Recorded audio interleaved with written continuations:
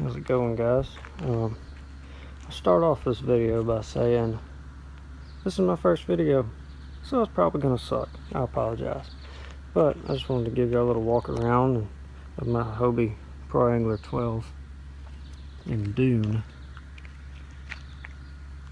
It's just a brief overview of it. I'll start at the back and kind of work my way to the front. First off, I plan on putting a power pole micro anchor, so I pre-installed this Yak-Attack, slipped out of my hand, the Yak-Attack plug, which I have the Yak-Attack system, but we'll get to that in just a moment. So I have the Boondocks landing gear, my favorite investment so far on this kayak. It just saves so much trouble trying to lug this thing around. I took a Pelican case. Let me see which model it is. The Pelican 1300. There you go. That's my battery box. I'm running a 30 amp hour lithium battery. Thing is super light. I installed a Hobie through hole for my my cord to come out. Yes, I know I slipped with the hole saw, but it's still sealed up, so I'm not too worried about it. I have a Yak-Attack light. Let's see what the proper name is for it. I'm really not even sure.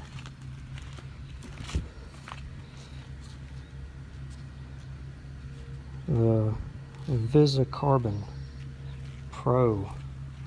Fancy. I got rid of that little bullcrap flag they sent. Put some America on there, because that's just how I roll. Moving on forward. Sorry guys, I got a phone call. The Hobie seats are phenomenally comfortable, if that's even a word. But there's adjustment high and low on the seat. You can move the back forward and back, and there's even lumbar adjustment. You can adjust the seat to make it sit down further, all the way down, or you can just pick it up and it'll sit right back up.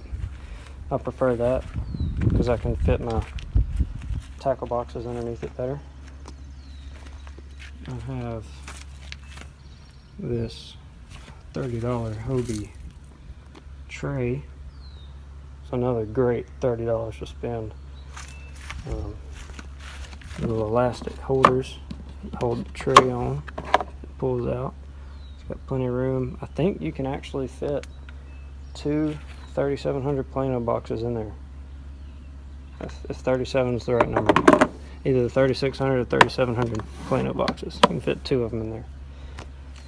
It has spots for your pliers. These are just some Walmart pliers. I don't have my good pliers with me, so these will have to do. But they actually hold in there nice. They don't come out. The 17s come with the 180 Mirage drive. And the first thing that I did, there's a guy that's on the Hobie Pro Angler group. His name is Alan Cross, I believe. He makes these replacement pull handles that are cable, and they have metal bolts. The factory ones are plastic. Here, I'll show you those real quick. Here's the factory ones. They're plastic. Well, they tend to break off right here, and they'll break off inside of there, which you could still get around. You can reach your finger back behind here and pull, but those don't break, and they're only $25 shipped.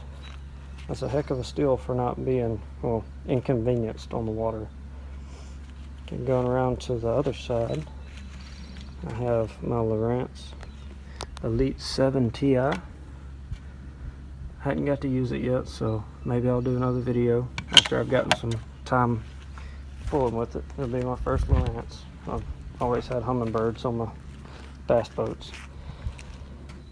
So back down here, this little storage compartment, the way that it comes with a tray that fits 2 small Plano boxes, and it actually comes with 2 watertight Plano boxes. Well, I took that out, and they make the bucket that's $15, and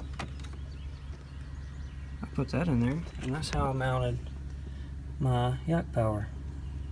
Okay, this is one of the greatest inventions ever, I believe.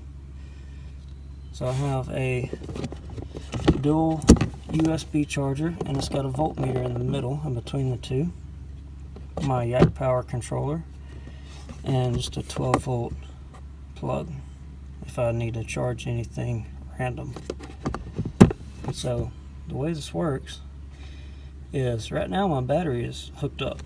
I'll show you that. That's where I have a power port here, and Yak-Attack has an adapter kit because you can't just plug straight out of the battery to the power port. It'd be reverse polarity. So they make this adapter kit that goes down to the power port, and they make an adapter that plugs into the back. There's a box, a control box. Let's see if I can get this out one-handed. I'm not sure that I'll be able to. Okay, so here's the control box, and the power, they make an adapter. Sorry, I need to clean these wires up. I just got all this installed. I was kind of in a rush to get it done. So they make an adapter, it's right here, that comes from the wire from the input and adapts to your plug-in on the box. And that fits right back down in there like so. So the way this works is, hit your power button. Let's see if it'll focus. There we go. Hit the power button, it lights up, but nothing's still on. The only thing that's drawing power right now is the lights on the controller. The way I have this wired up, I have these on number 1. You can see that lit up. Showing we got 12.6 volts right now. So both of those are run off of 1. They're wired together. I didn't see any point in wiring those separate. The only other thing I have wired up right now is my fish finder, which is on my midship plug. So I turn that on, and I can come over here, power my fish finder on. If I want to kill everything at once, all I have to do is hit my power. Everything's turned off. It's just like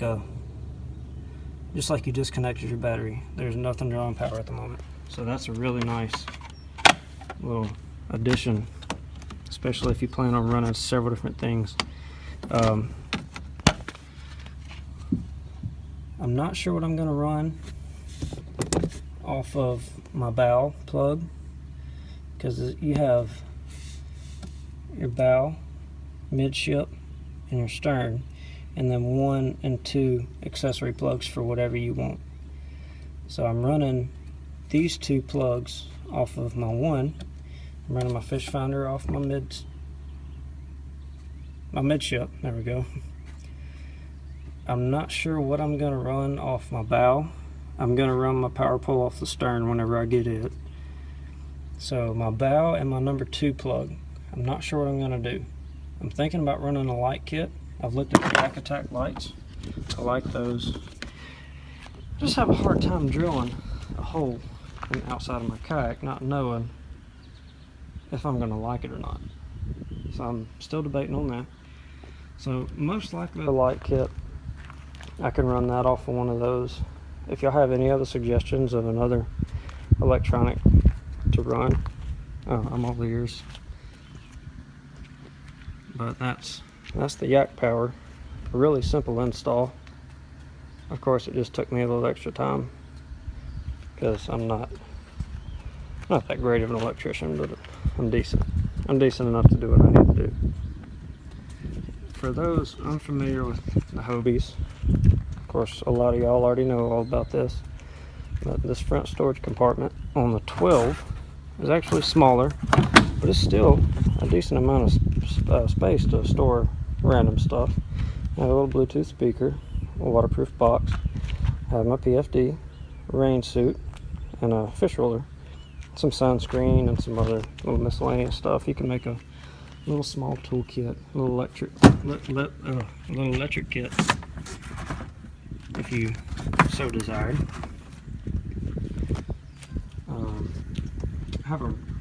Actually have a leash in there as well for my Mirage drive. If I decided to pull it out, if I got in really shallow water, I keep my leash hooked up, and that way when I'm paddling, just in case I turn over, say I'm out a little deep, I'm not going to lose my Mirage drive, because that's north of $800 to replace that right there. The 17s, I'm not familiar with the 16s. This is my first kayak out at all. The 17s has steering right there and there on both sides. They're connected. Let's see. Okay, one more thing I need to show you guys. So the Elite 7 Ti and I believe the Elite 5 Ti come with the total scan transducer. Well, Hobie's got this thing rigged up from the factory with all these through holes, one on each side, so you can decide which side you want to put your fish finder on. I'm going to try it on that side. If I don't like it, it's not a very hard swap to move it over here. But their transducer mount is only made for a small, what I would call an average old school transducer. The total scan transducer is about 1 foot long. It's way bigger.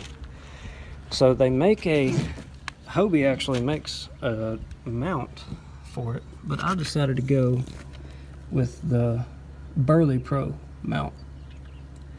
It replaces the Lowrance Ready from Hobie, and it's got this cover on it, and I believe it's ABS, the same kind of black pipe that you can get at Lowe's, and it's really strong. But the Burley Pro has that cover, so if you're moving along and you hit a stump or a stick or something, it's not going to touch your transducer. Or if you get out of your kayak and you drag it across a sandbank on a river or something, it's not going to touch your transducer and mess it up. So that's a really good investment for the total scan. But that's pretty much my kayak, guys. If you have any questions about anything, how I did something, just comment and I'll try to go back over it. The boondocks was a difficult install because it's really tight, and I believe that those 5-inch plates that go under here, they're going to be a lot easier to get in. I installed the 9-inch plates. They're supposed to help because there's been some problems, mainly with the camo pro anglers, I believe, about the hole cracking right here. The gunnel, my apologies. The gunnel cracking right here. So I went with the 9-inch plates to try to disperse more of the weight. Hopefully I don't have that issue. It seemed to be pretty thick. Some people were complaining because when they drilled in, it seemed kind of thin. But I think I'm going to be okay with it. Overall, I'm happy. I'm happy with the way it's turning out so far. I can't wait to get the power pole on it. Allow me to fish some shallow spots longer the way I want to fish them. Other than that, guys, that's pretty much it. I'll show you all this. Just a little storage solution. I have this storage unit because I'm working on the road at the moment and I don't have a garage. So this is my garage for the moment. But I went to the local hardware store, got a pallet from them. Most places will just give you pallets. They just want to throw them away. They begged me to take 20, but I only need 1. But I got a free pallet. I got a 10-foot piece a 4-inch PVC. Just cut it in half, laid the kayak on there and slid the PVC under, and that way the PVC is set where the scupper holes are, and I marked it on the pallet and drilled them down. And so all I gotta do is roll my kayak in here, roll it straight onto here. It takes all the pressure off of the boondocks, and that's that. So guys, I hope you liked the video. Like I said, this is my first time making a video, so I'm sure it's pretty low quality, but if I can answer any other questions for y'all, just let me know. Thanks for watching, guys.